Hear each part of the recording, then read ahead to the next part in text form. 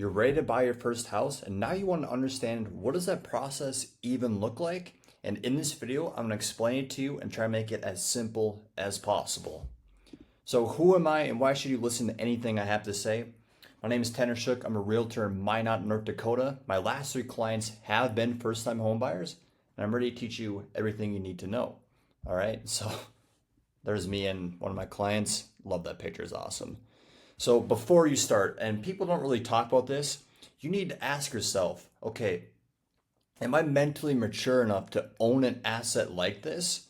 And it's not just like any of these things I'm going to talk about in a little bit. This is something completely different. If you don't make your payments on time, it's going to be foreclosed. It's just going to look really bad. It's not just like you're getting kicked out of rent to go live back at home. This is different. Okay, you're signing papers. It's a completely different scenario. And do you make your car payments on time? If yes, okay, cool. Do you pay your rent on time? Yes, okay, cool. And are you responsible with money? Because when you buy a house, down payment and closing costs, 2 different things. So you need to save that money for closing costs. And if you're not responsible with your money, like you just have impulse spending habits, like, hey, I'm gonna go spend some money on here, and the funds you were saving for closing are wiped away, well, then that's bad, okay? You're not gonna get that house. And are you responsible enough to upkeep a house? Okay, because now if you just say you're renting and things go out, like the washer dryer, things that could have been prevented, you heard something, but you just left it go. Okay, you can simply just put in a maintenance request. But now, if those same things aren't under warranty, well, then that's just going to be an expense. But maybe if you were responsible enough to upkeep certain things, that expense wouldn't be a thing. Hopefully that makes sense. Okay, so now you're ready to rock and roll to buy the house. What's next? First things first, you need to understand the acquisition process. And what do I mean by this? Is it going to be a mortgage or is it going to be cash? And I always like to say, before you go look at houses, you need to understand this first. And we're going to talk about this little last sentence in a little bit. But if it's going to be a mortgage, get in contact with a mortgage lender to get that pre-approval letter. If cash, make sure you're getting that proof of funds letter. Just so you understand, everyone's aware, if it's proof of funds, you have the money ready to rock and roll.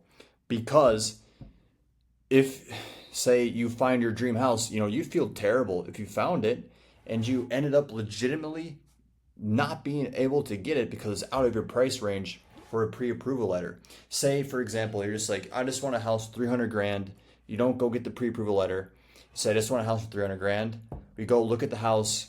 We're ready to rock and roll, get an offer accepted, contingent on, the financing, and oopsie daisies, you're only pre-approved up to 250. You'd feel like crap. So to prevent that emotional roller coaster, it's better to understand what you can afford so that scenario doesn't happen, okay? And now, at this point, we understand the acquisition process. Is it going to be cash? Is it going to be loan? If loan, how much? Now it's time to start and get into the nitty gritty of the wants and the needs. You really need to start asking yourself the location, where do I want to be? And the style that comes along with it. Like how big, how small, how many bedrooms, how big a garage, fence, no fence, shared walls. Yes, that's something we want, or no, we can't do that. Okay? And the price range. All these things need to start coming together to really understand your scenario and the best house for you moving forward. Maybe you want to spend a little bit more to get something that fits all of your wants and needs, and you're okay with that.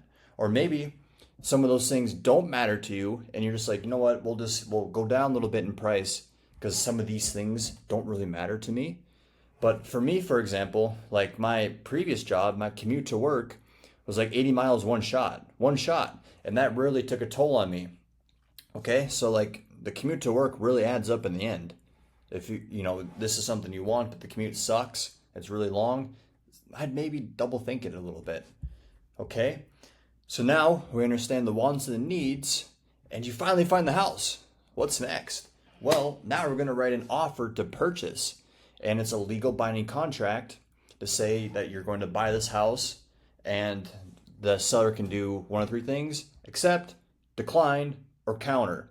All right, but what's in this offer? So these are just some of the things in an offer, and there's a lot of pages. So I just wanted to make the bread and the butter.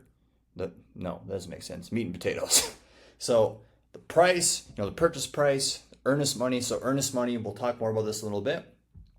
Earnest money is money you would forfeit to the seller if you would default on something that is not in a contingency. And we'll talk about contingencies in a little bit. Standard is like $1,000, maybe $2,500. And if you just decide, you know what, I don't want this house anymore, just for no reason, well, then that money that you would deposit goes to the seller, just basically good faith for them taking the house off the market, and then you get compensated for that. Okay? Legal description, because it's not the street address. You need to understand the legal description. This is what you're actually buying, not just the house and the street address. It's legal description. All right? Some contingencies. We're going to talk about some contingencies in a little bit, and that ties in with the earnest money and the time frame for those contingencies as well. Closing date, that's something in there. And once again, this is a legal binding contract, meaning if they accept, well, then they are legally binding to give you the house. If certain things don't have, certain things aren't meant, well, then, hey, you can back out of the contract. We're going to talk about that with contingencies in a little bit. And now, next slide, we're going to talk about we send over the offer. Everything looks solid on the seller's end. And there's also one thing I didn't put on here, concessions, very important. Seller net proceeds that can go to the buyer to pay for closing costs. Didn't put that on there, super important though. And now the seller, we're going to rewind back a little bit. The seller accepts the contract. What the heck happens next?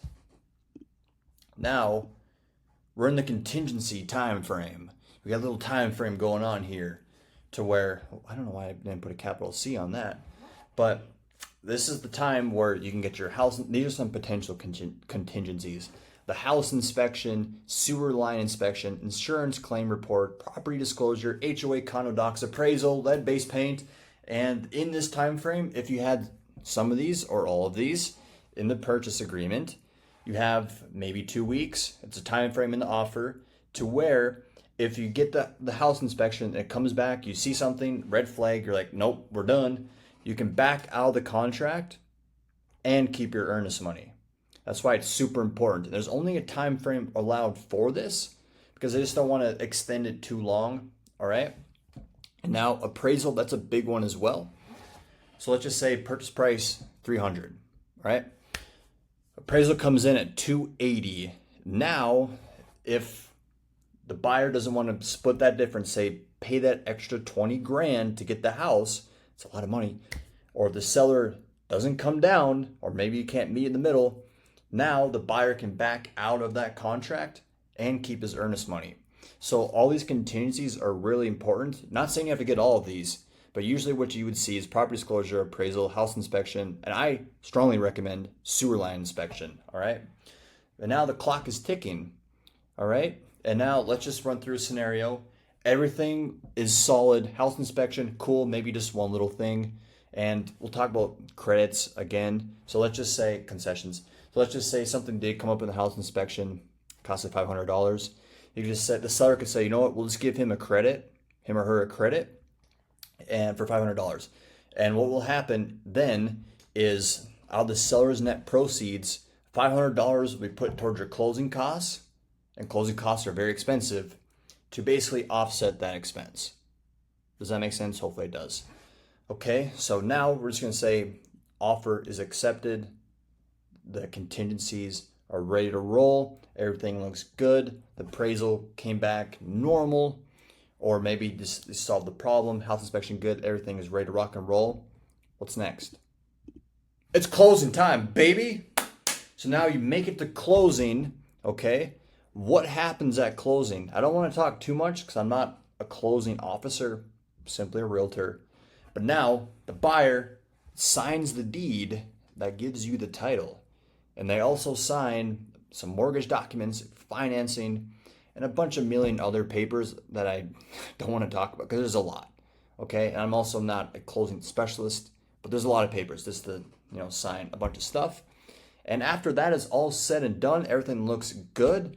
Then you receive the keys to your new house. And if you want me to explain anything more in detail, like concessions, I've made videos about that in the past. I can go ahead and make one in the slideshow format.